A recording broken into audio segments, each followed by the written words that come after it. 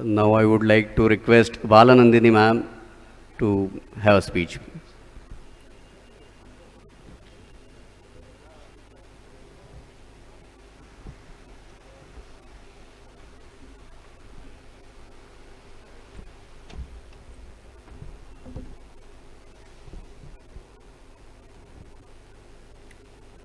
Dear brothers and sisters, I am here standing in a Chhatrapati Shivaji Maharaj land. I am very proud of here. I would like to share some information regards our issues.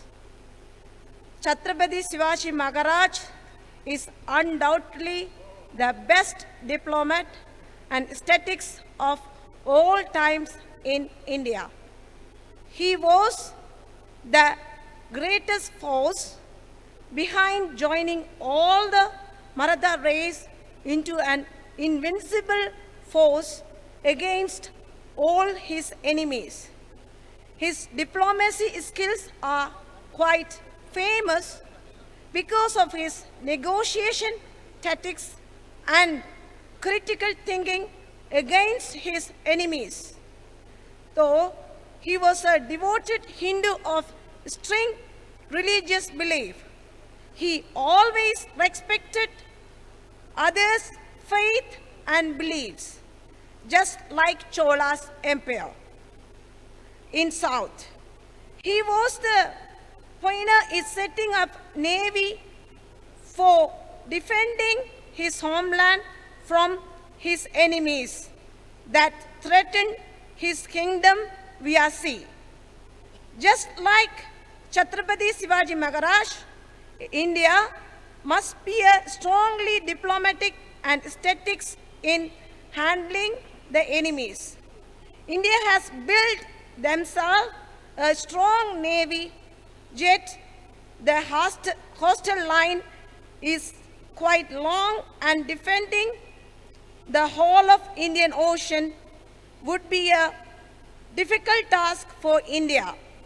Added now, there is an advantage for India to easily tackle the enemies at south by the formation of Tamil Eelam. Eelam Tamils have been a strong force in defending enemies in the sea because they have a long history of fighting in the sea. Though the formation of Tamil Eelam will help in India enormous way to cut down the national security threats via south. Tamil Eelam is not a new concept as we are thinking. It has existed before 18th century, and after the colonization by British, Tamil Eelam collapsed and later Sri Lanka was formed. Now, I would like to ask our brothers and sisters in Maharashtra try to help us to formation our Tamil Eelam for the Indian national threat. Thank you so much. Thank you.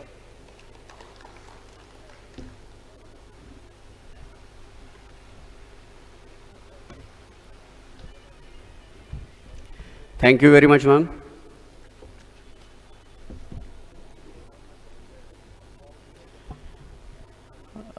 अभी हम सब ने बालानंदी ma'am का speech सुना।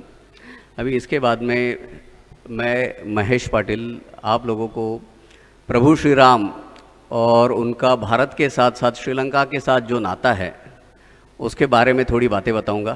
कुछ रोचक बातें हैं जो हम लोगों ने ज़्यादातर नहीं सुनी होंगी।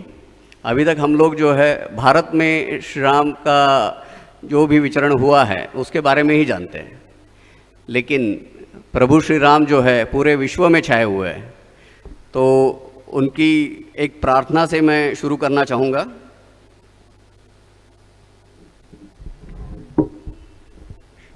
श्री राम राम रघुनंदन राम राम, श्री राम राम भरताग्रज राम राम, श्री राम राम रणकर्कश राम राम, श्री राम राम शरणम भव राम राम। लोकाभिरामं रणरंगधीरं राजीवनेत्रं रघुवंशनाथं कारुण्यरूपं करुणाकरं तं श्रीरामचंद्रं शरणं प्रपद्ये। दोस्तों, आप लोगों को जानकर हैरानी होगी कि आज से 10,000 साल पहले भारत और श्रीलंका ये एक ही भूभाग के हिस्से थे। किसी एक नैसर्गिक आपदा की वजह से इन दोनों में एक 18 किलोमीटर की दूरी निर्माण हुई, जिसे आज हम पाल्गधोनी के नाम से जानते हैं। और ये 18 किलोमीटर की जो दूरी है, इसी को प्रभु ने राम सेतु बांधकर पार किया था। जब प्रभु राम यहाँ से चले थे वानर सेना के साथ सीता माता की खोज में, तो भारत की आखिरी छोर में उन्हें रामेश्वरम पड़ा था। ये रामेश्वरम जो है, वहीं पे श्री रामनाथ स्वामी का मंदिर है।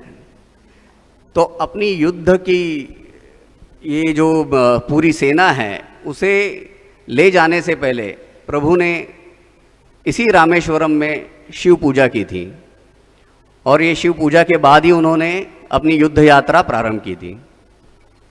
जब ही ये इतनी विशाल वानर सेना लेकर वो श्रीलंका पहुँचे, तो श्रीलंका का उत्तरी भाग जो है, उत्तरी श्रीलंका, जिसे आज हम जाफना के नाम से जानते हैं, ये जाफना में अपने बहुत सारे तमिल बंधु जो है उस वक्त भी थे, और उन्होंने प्रभु श्री राम का बहुत जोर शोर से स्वागत किया था। फिर वो उन्हें मन्नार लेके गए।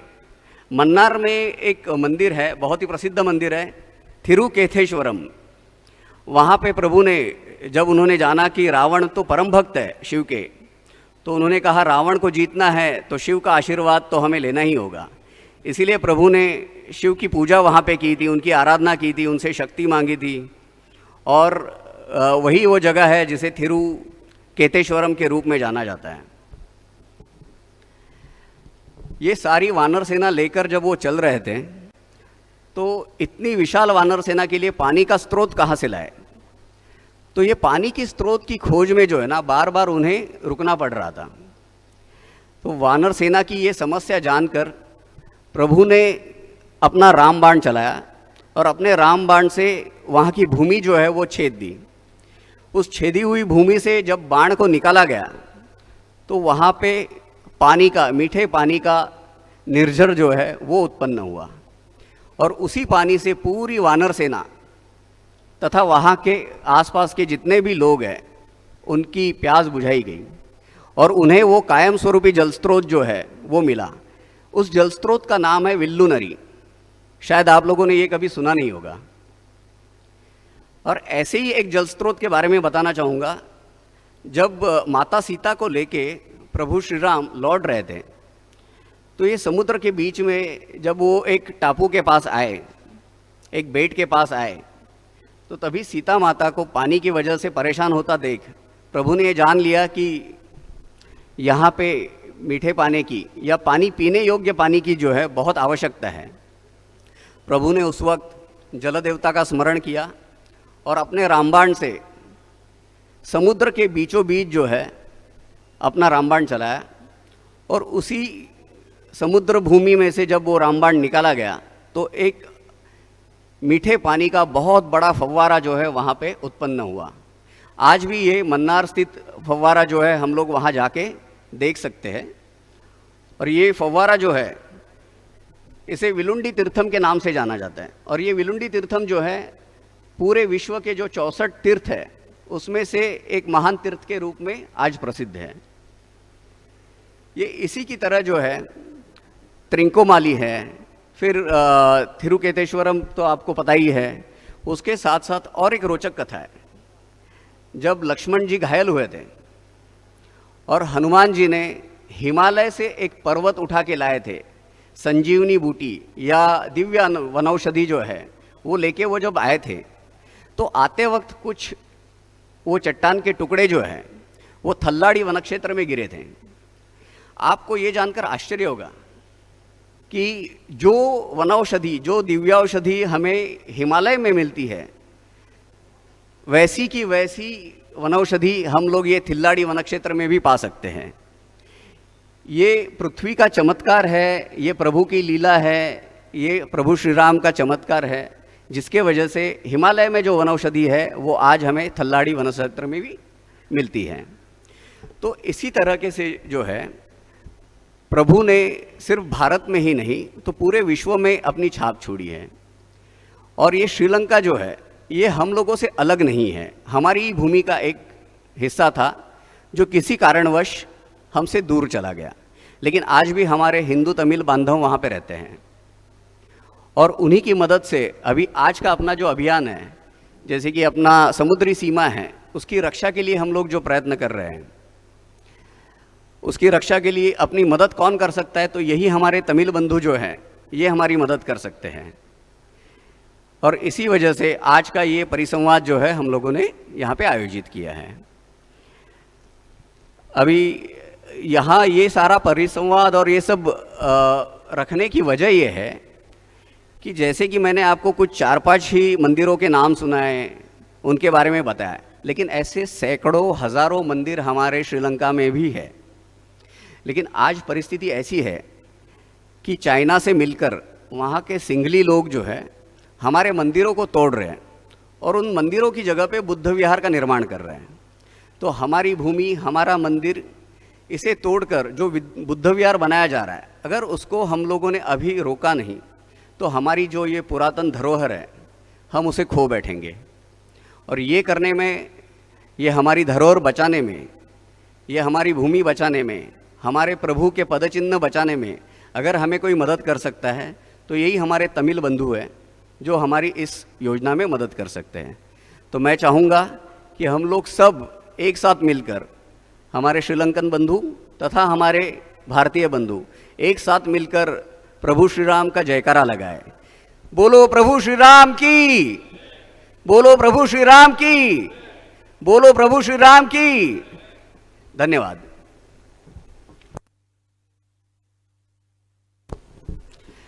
अभी हमारे हिंदू युवा प्रेरणा के अध्यक्ष श्री हरिहरन जी को मैं विनंती करूंगा कि वो ये चीन और पाकिस्तान की जो गतिविधियां यहाँ पे चल रही है उसके बारे में आप लोगों को आगाह करें। धन्यवाद।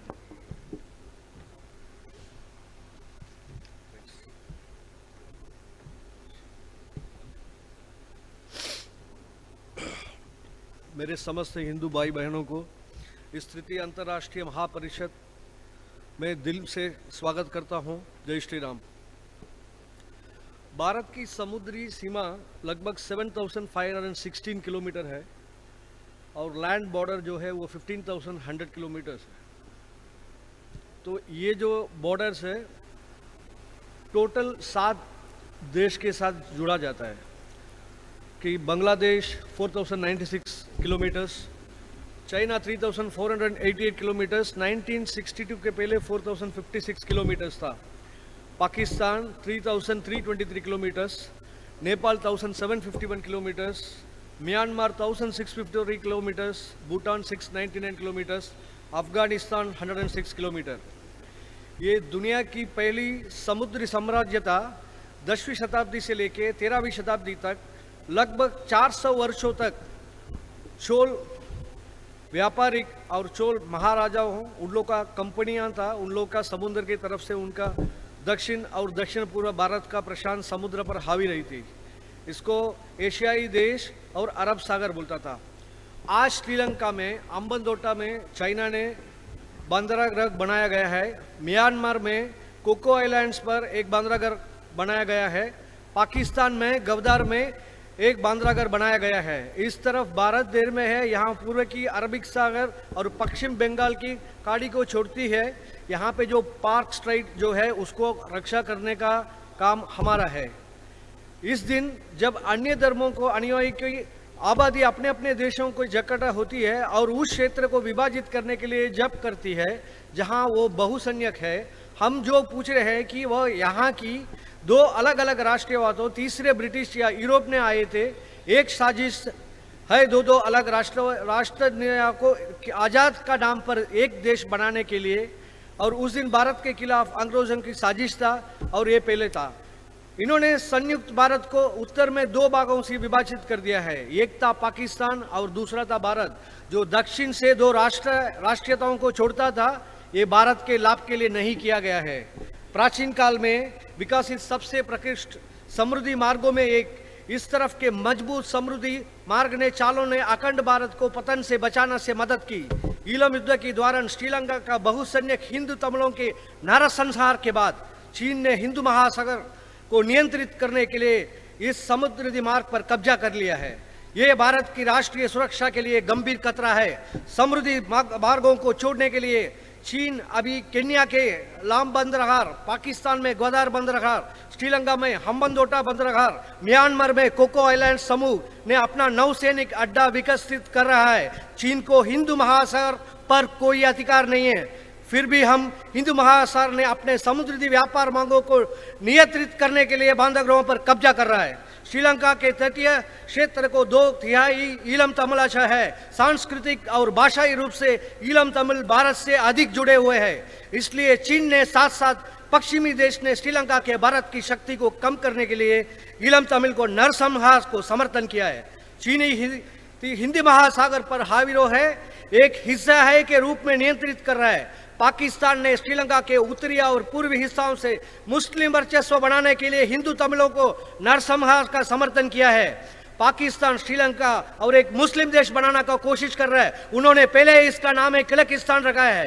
भारत के दक्षिणी हिस्से में करीबी इस तरह के इस्लामिक राज्य को गठन में आतंकवादियों को तटीय क्षेत्रों से भारत में घुसपैठ करने की आसानी होगी। तमिल ईलम का गठन भारत के लिए हिंदू महासागर में दुश्मनों की रक्षा करने के लिए एकमात्र संभावित समाधान है। यदि आप छवि का निरीक्षण करते हो तो पीला जोन श्रीलंका के पूर्व में सिंगली बस्ती का प्रतिनिधित्व करता है। वो आपका जो बुक है उसके अंदर जो मैप है उसमें है। लाल तमिल बस्तियों को दर्शाता है और हरा मुस्लिम बस्ती को दर्शाता है। इसको अलावा आप श्रीलंका के पश्चिम के हरे बिखर हुए डॉट्स पर पा सकते हैं जो मुस्लिम बस्तियों को फैलाने को संकेत देता है और पश्चिमी तट पर क्षेत्रों को कब्जा करने की कोशिश कर रहा है। मुख्य रूप से पुट्टालम के आसपास जो भारत का तटीय क्षेत्र में करीब है, ये क्षेत्रों में मुस्लिम प्रभुत्व भारतवा के लिए बहुत बड़ा खतरा है। श्रीलंका ने पाकिस्तान के साथ गठबंधन करने वाला चीन भारत के तटीय सीमाओं के लिए गंभीर खतरा पैदा कर सकता है। अगर भारतीय सेना को दक्षिण से भारत में प्रवेश करने वाला दुश्मनों को बचाव करना है तो भारत को सैन्य बजट आसमान छू जाएगा और उसका पूरा देश में और भी बड़ा आर्थिक तनाव पैदा हो जाएगा, क्योंकि भारत की तटीय सीमाओं उत्तरी सीमाओं में अधिक लंबी है। इसलिए श्रीलंका में हिंदी तमिलों के समर्थन के बिना दक्षिण को सुरक्षित करना भारत के लिए एक असंभव कार्य होगा। ब्रिटिश उपनिवेशन के दौरान उन्होंने 3 राज्यों को श्रीलंका में विलय किया है, जिन्होंने सिंगली और तमिल के बीच में अधिक तनाव पैदा हो गया। एक बार जब ब्रिटिश शासन समाप्त हुआ तो सिंगली ने वो पूरा द्वीप को अपने लिए रखने के लिए द्वीप से तमिलों को हटाना शुरू कर दिया। लेकिन ईलम तमिल वे लोग हैं जो सांस्कृतिक और भावनात्मक रूप से भारत के साथ जुड़े हुए हैं। सिंगली ने हमेशा अपना राजनीतिक नीतियों में एक भारतीय विरोधी रुख प्रदर्शित किया है। सिंगली सरकार ने चीनी सरकार के साथ कई व्यापार समझौता पर इस्तशार किया है, जिसने चीन के हम्बनतोटा बंदरगाह में 99 साल के पट्टे से ही श्रीलंका के एक मजबूत आधार दिया हुआ है। ये संबंध अंततः हिंदू महासागर पर बड़े नियंत्रण वाला चीन में समाप्त हो जाएगा। जब भारत विश्व की महाशक्ति बन जाएगा तो निश्चित है कि विश्व के लोगों के पर दूसरा देश की आक्रामकता कम हो जाएगी। यदि दुनिया में 130 से अधिक देशों को भाग्य का फैसला संयुक्त राष्ट्र के सदस्य खाली 5 या 6 देशों कर किया जाता है, वो अपनी वेटो पावर को उपयोग करने लोग को दबाने के लिए करते हैं, तो इस दुनिया के अन्य देशों में रहने वाला आम लोग पर स्थिति पर विचार करें। वोटो शक्तियां संयुक्त राज्य America, China, Russia, France, United kingdom, great Britain, Asia में भारतीय उपमहाद्वीप में वीटो पावर पर भारी प्रभाव डाल सकता है, क्योंकि भारतीय उपमहाद्वीप के लिए भारत के पास उपरोक्त देशों को तुलना में एक परंपरा, इतिहास और निष्ठता हो नहीं है। भारत में तमिल भाषा है जो दुनिया की सबसे पुराना भाषाओं में एक है। भारतीय उपमहाद्वीप से उपयुक्त देश में अंतिम मनुष्य के रहने का पुरातनिक ऐतिहासिक प्रमाण है। अपेक्ष देशों में चीन में अब तक प्रारंभिक मानव के रहने का पुरातात्विक साक्ष्य लगभग 60,000 वर्ष पुराना है और भारतीय उपमहाद्वीप के मानव के रहने का पुरातात्विक आनुवंशिक प्रमाण लगभग 70,000 वर्ष पुराना है। हमें इसे भारतीय उपमहाद्वीप कहते हैं और भारत और श्रीलंका को 70,000 साल पहले एक दूसरे के सटे हुए थे। इसके अलावा भारत दुनिया के दूसरा अधिक आबादी वाला देश है, दूसरी और सबसे बड़ा व्यापार बाजार, एक साथ रहने वाला बहुराष्ट्रीय नस्लों की संस्कृत आबादी वाला देश और लगभग 7,500 किलोमीटर महत्वपूर्ण समुद्र के साथ एक उपमहाद्वीप दुनिया के समुद्री व्यापार को चलाने के लिए आवश्यक तक स्थान। भारत में आसपास रहने वाला भारतीय और अन्य आश्रयों को ले भारत के महत्व को, इस तथ्य को समझना चाहिए कि दुनिया में रहने का योग्य भूमि का 7 महाद्वीपों में विभाजित करने वाला व्यक्ति ने भारत को एक उपमहाद्वीप का रूप में विभाजित किया है। दुनिया के महाद्वीपों में उत्तरी अमेरिका, दक्षिण America, Asia, Australia, Europe, Antarctica और अफ्रीका शामिल है। इनमें एक प्रत्येक महाद्वीप में विभिन्न देश शामिल है। हालांकि भारतीय उपमहाद्वीप कई अलग अलग राष्ट्रीयताओं का घर है, इतिहास में एक निरंतर सांस्कृतिक आबादी है और दुनिया के सबसे पुराना भाषा में तमिल एक है। इसने चालों की ऐतिहासिक पुरातात्विक साक्ष्यों को भी अपने भीतर दफन कर लिया है, जिन्होंने दुनिया के सबसे बड़ा विदेशी साम्राज्य बनाया है। यदि आप ये ऑस्ट्रेलिया महाद्वीप उपयुक्त महाद्वीपों में एक अलग महाद्वीप है, भारतीय उपमहाद्वीप की तुलना में हमको प्रभाव कम है, क्योंकि हिंदू महासागर से विश्व व्यापार की मार्ग पर काफी दूरी तय करने वाला भारत आज तक विश्व के सभी देशों के लिए एक अनिवार्य आवश्यकता बना हुआ है। ये बहुत ही पीड़ादायक तथ्य है कि 12वीं शब्दों ईस्वी के बाद भारतीयों ने भारत की मान्यता और भारतीय उपमहाद्वीप के वैश्विक महत्व को समझने के लिए अपनी राजनीति को आगे नहीं बढ़ाया। आज भारत को अपने पिछली ऐतिहासिक गलतियों से सुधारने का अवसर मिला और वो भारत उपमहाद्वीप के महत्व को समझाना चाहिए और अपनी आवाज को जोर से और मजबूती से उठाना चाहिए। अगर ऐसा किया तो भारतीय उपमहाद्वीप निश्चित रूप में दुनिया में एक बड़ी शक्ति रूप में उभरेगा। जब भारत विश्व की महाशक्ति बन जाएगा तो निश्चय की विश्व के लोगों पर, दूसरों देशों पर आक्रामकता कम हो जाएगी। यदि दुनिया में 130 से अधिक देशों के भाग्य फैसला संयुक्त सदस्य देशों द्वारा किया जाता है, अपना ब्रिटिश शक्ति उपयोग करता है, तो ये दुनिया में तो विचार करे। इसके अलावा भारत दुनिया के सबसे बड़ा अधिकारी वाला देश है, दूसरी और सबसे बड़ा व्यापार बाजार। मेरा सरकारी अधिकारियों से विनम्र निवेदन है, कृपया इतिहास पढ़िए। तमिलों को अंतिम राजा कौन था, उसको कहाँ फांसी दिया था? उत्तर भारत में। इसलिए अगर भारत हमारा तमिल इलम के लोग के लिए जिम्मेदार नहीं है तो हम भी ईसाई और इस्लाम में परिवर्तन होना होगा। हमारे मंदिर को तोड़ा जा रहा है, क्यों? हिंदू मुसलमान इस्लाम काबुल कर रहे हैं। ईस्टर बॉम्बिंग षड्यंत्र के वंचित मुख्य आरोपी एक परिवर्तित मुस्लिम हिंदू महिला है। वह हिंदू महिला के इस्लाम में परिवर्तित हो गया। वो आज क्या हो रहा है वहां पे? पूर्वी भारत जिसमें तमिल शामिल में बड़ी मुसलमान आबादी है, इसलिए छोटो क्षेत्र को पूर्व प्रांत मतलब किर्गिस्तान के रूप में जाना जाता है। पृष्ठभूमि में पाकिस्तान और सऊदी अरब है। लगता है भारतीय खुफिया तंत्र आंख के मुद्दे बैठा है। हाल है ये कि चीना को एक जासूसी जहाज श्रीलंका पहुंचा था। क्या भारत इसको रोक नहीं कर सकते? इसमें भी चीन का साजिश है। चीन की योजना के मुताबिक हम्बनतोट्टा बंदरगाह बनाने के लिए सबसे पहला श्रीलंका ने भारत को संपर्क किया था।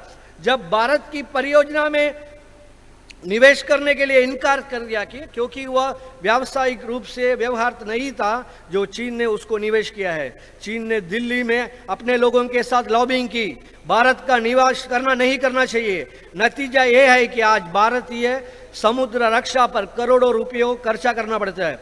इसके बाद इस शहर में भीतर कोलंबो के पास विकसित होने वाले चीन की बंदरगाह शहर परियोजना है। इसके अलावा तमिल इलम विदेशी शक्तियों के लिए इंडोमासमत्र का खेल का मैदान बनाने को रोकने के लिए आवश्यक है। मंच पर इस बात पर चर्चा होगी। तमिल इलम पढ़ने के बाद इसी तरफ का समझौता किया जाएगा, क्योंकि भूटान ने भारत के साथ सुरक्षा समझौते पर हस्ताक्षर किया है। सून छोड़ने और पूंछ पकड़ने के भारत का जैसा देश दुनिया में कोई दूसरा नहीं है। उदाहरण क्या है? श्रीलंका मामला में भारत की कूटनीतिक विफलता। इन दोनों को चीन को श्रीलंका को द्वीप में लाने में नाटक किया है। हम्बनतोट्टा पोर्ट और पोर्ट सिटी प्रोजेक्ट। अगली है राजनीतिक विफलता। हर कोई श्रीलंका भागे। दिवालिया लौकी राष्ट्र भारत को भागने देगा, जिसके पास दुनिया के 7वीं सबसे बड़ी सेना है। भारत श्रीलंका को द्वीप को छोड़कर तमिलिनम बनाएगा, वहां लोकतांत्रिक सरकार बनेगी। सशस्त्र संगठनों का विलुप्त है, लोकतांत्रिक संगठनों उभर रहा है। 1947 के बाद ही श्रीलंका एक देश बना। इसके पहले वो एक द्वीप था जिस पर तमिल और सिंगल वाले दोनों दो राजाओं का शासन था। सिंगवालन अच्छी तरह जानता है कि भारत इसे फिर से बनाएगा। आज वो चीनियों को लाकर श्रीलंका में मिला दिया है ताकि उस दिन भारत के लिए एक कील मार सके। चीन आ गया है और अब तमिलिनम को अलग होना ही चाहिए। ऐसा किए बिना भारत अभी अपना नाकों का चारा और अपना सिर रखता है। वर्ष 2009 में आज का दिन श्रीलंका में तमिलों के लिए अलग ग्रह भूमि तमिलिनम के लिए युद्ध समाप्त हुआ था। पिछले युद्ध में 1,25,000 बहुसंख्यक हिंदू तमिलों ने अपने जीवन को बलिदान दिया है। ईलम तमिलों के लिए एक सशस्त्र संघर्ष समाप्त हो गया है। पश्चिमी देशों अमेरिका, चीन, भारत के दुश्मनों ने उस नरसंहार को समर्थन किया है। श्रीलंका में किसी की मानव अधिकार की बात नहीं की। 2009 के बाद चीन में हम्बनतोटा में एक बंदरगाह बनाने के लिए श्रीलंका सरकार को साथ समझौता पर हस्ताक्षर किया है और श्रीलंकाई सरकार ने चीन को 99 साल की लीज में दे दी। इसका मतलब क्या है? भारत को हिंदू महासागर में सुरक्षा खतरे के सामना करना पड़ रहा है, क्योंकि भारत का दुश्मन 18 किलोमीटर की दूरी पर दक्षिण भारत में करीब बैठा है। साथ ही अगर उन्हें भारत आना है तो उन्हें मुख्य भूमि चीन से 1500 किलोमीटर दूर करके आना होगा। हमारा दुश्मन भारत के दो कमजोर नाजुक राज्यों में एकदम करीब बैठा है। एक है तमिलनाडु और दूसरी है केरला। उसकी सत्ता पार्टी 1967 में द्रविड़ राज्य के एजेंडे के साथ सत्ता में आई थी। फिर अभी राजनेता जनकर सरकारी नौकरों तक उसी मानसिकता के साथ काम कर रहा है। यहाँ तक ही तमिलनाडु के इतिहास की किताबों में ही कक्षा 5 के छात्रों को द्रविड़ राजनीति का पोषण कर रही है। इस तरफ की शिक्षा प्रणालियों ने तमिलों की मानसिकता को, देशभक्ति की भावना को कभी मदद नहीं की। एक अन्य राज्य है केरल है, जहां उस राज्य में हिंदू अल्पसंख्यक। हम वो सच्चाई को पहचाना होगा। चीन को नीति भारत को तोड़ना है, करने की मौका के तलाश में है, चाहे वह उत्तर चाहे या दक्षिण। इसमें कोई फर्क नहीं पड़ता कि वो कहां की टूटना शुरू कर सकेगा। चीन के लिए केरल इकलौता राज्य है जिसने सबसे ज्यादा संख्या में जिहादियों को ICS ने भेजा है। चीन केरल से मुस्लिम आबादी बढ़ाने के लिए काम कर रहा है। वर्ष 2030 में केरल मुसलमानों के सबसे अधिक आबादी बन जाएगा और अलग राज्य शुरू हो जाएगा। बता नहीं रहा हूं, ये केरल मैं नहीं बता रहा हूं, ये केरल का मुख्यमंत्री अच्युतानंदन ने दिल्ली में बताया। उनकी टिप्पणी के आधार पर NIA ने जांच शुरू की और केरल पर रिपोर्ट पेश की। इस तरफ की खतरनाक स्थिति भारत को राष्ट्रीय सुरक्षा के लिए गंभीर खतरा है। मैं सभी चिंतित अधिकारियों को आश्वासन देता हूं, हिंदू महासागर में हमारा दुश्मनों को आंदोलन को प्रभाव को नियंत्रित करने और रोकने के लिए तमिलिनम की एकमात्र समाधान है। यह हमारा राष्ट्र सुरक्षा के लिए बफर जोन है। जय श्री राम, जय महाराष्ट्र।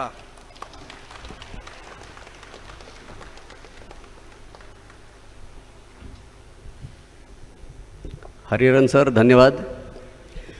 हरिहरन सर का इतना जोशपूर्ण और सत्यता से भरा हुआ भाषण आप लोगों ने सुना। ये आज जो परिस्थिति है उसके बारे में उन्होंने इतना रिसर्च किया है, इतनी सारी जानकारी प्राप्त की है और ये सारी जानकारी के आधार पर उन्होंने ये सब कहा है। तो अभी वक्त है कि हम लोग अपनी आंखें खोलें, अपने कान खुले रखें, अपने आजू बाजू में क्या चल रहा है, क्या हो रहा है। मेरी नौकरी, मेरा परिवार, माझं कुटुंब, माझी जबाबदारी, ये इससे ऊपर उठकर हमारा देश, हमारा राज्य, हमारा धर्म, हमारा समाज, हमारे सारे लोग, इनके कल्याण के लिए, इनके भले के लिए, इनकी सुरक्षा के लिए हम लोग क्या कर सकते हैं, इस बारे में हमें सोचना होगा। धन्यवाद। अभी हम लोग अपने कार्यक्रम के समारोह की ओर आए हुए हैं। मैं फिर से एक बार सबसे विनती करूंगा कि थोड़ी देर के लिए खड़े हो जाए।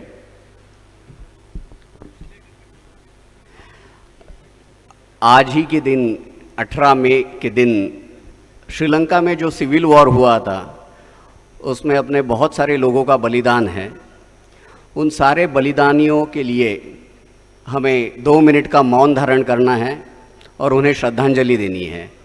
तो मैं सबसे विनती करूंगा, कोई भी बात नहीं करेगा और 2 मिनट के लिए मौन रहकर हम लोग उन्हें श्रद्धांजलि देंगे। धन्यवाद।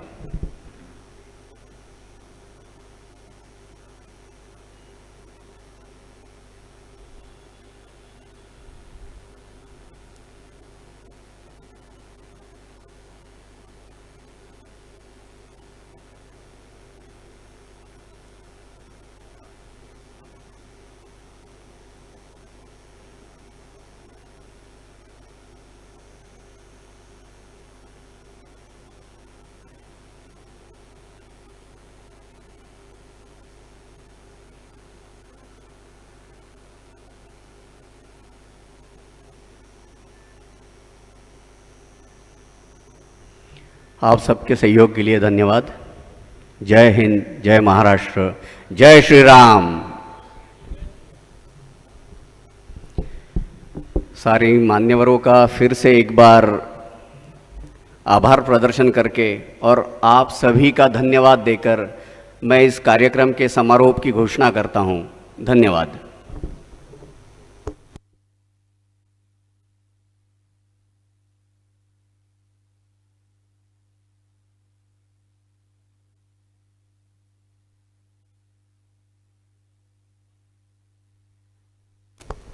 हमारे मित्र हैं राहुल रमेश, वो सबके लिए धन्यवाद कहना चाहते हैं। मैं उनसे विनती करूंगा कि आप स्टेज पे आए।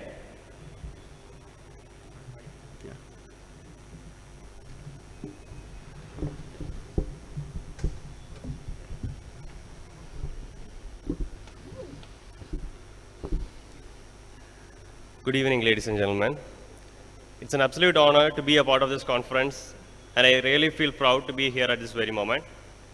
Today, as we come to the close of this remarkable event, I would like to take a moment to express my heartfelt appreciation on behalf of Small Drops and Hindu Yuva Prerana to each of our distinguished guests whose presence has made this occasion truly memorable. First and foremost, a heartfelt thanks goes to Balanandini Balasubramaniam ma'am, who has been a driving force behind Small Drops and a really important part for successful of this event. Added, Hariharan Nair, National President of Hindu Yuva Prerana, he has been a driving force for all of us to do this remarkable event. And many of our international guests have come from Sri Lanka to tell us about what has happened in Elam during the Elam War. Tulasi Anna, Chandralingam Ganeshalingam, he has given a true representation of what has happened long back. So not so long back. Anyway, it was in 2009 actually.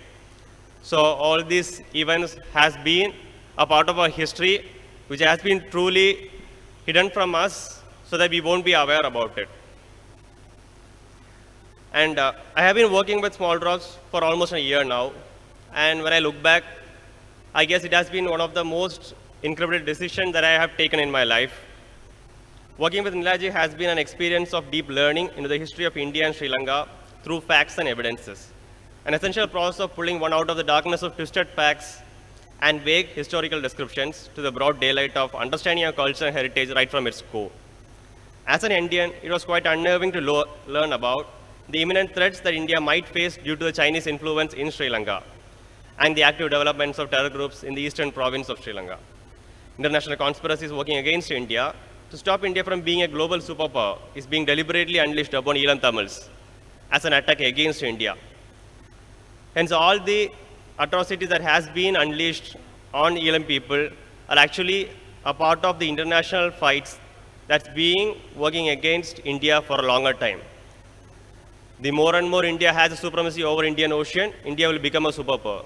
That's what the international conspiracy is working against. All that China cares about is its trade route via Hambantota.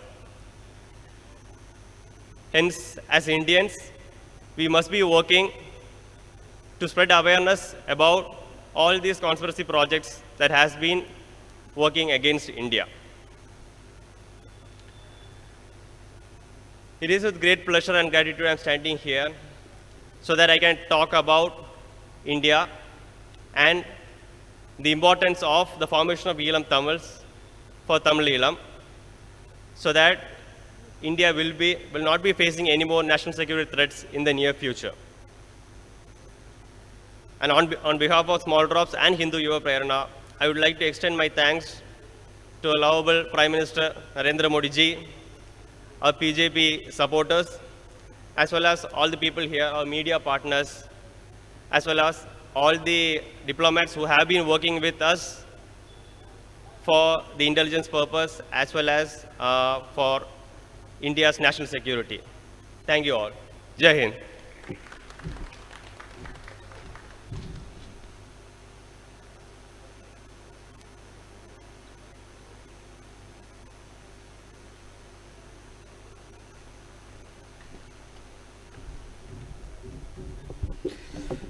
Hello, अभी इस कार्यक्रम की पूर्णतः समाप्ति की मैं घोषणा करता हूं और आप सबके धन्यवाद व्यक्त करता हूं।